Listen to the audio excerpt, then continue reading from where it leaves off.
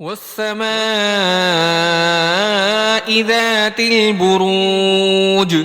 واليوم الموعود وشاهد ومشهود قتل أصحاب الأخدود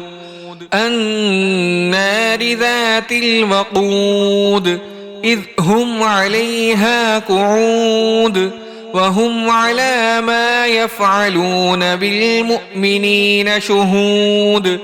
وما نقموا منهم إلا أن يؤمنوا بالله العزيز الحميد الذي له ملك السماوات والأرض والله على كل شيء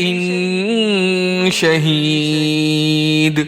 إن الذين فتنوا المؤمنين والمؤمنات ثم لم يتوبوا فلهم عذاب جهنم ولهم عذاب الحريق إن الذين آمنوا وعملوا الصالحات لهم جنات تجري من تحتها الأنهار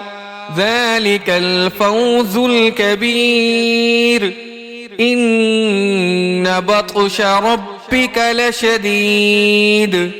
إنه هو يبدئ ويعيد وهو الغفور الودود ذو العرش المجيد فعال لما يريد هل أتاك حديث الجنود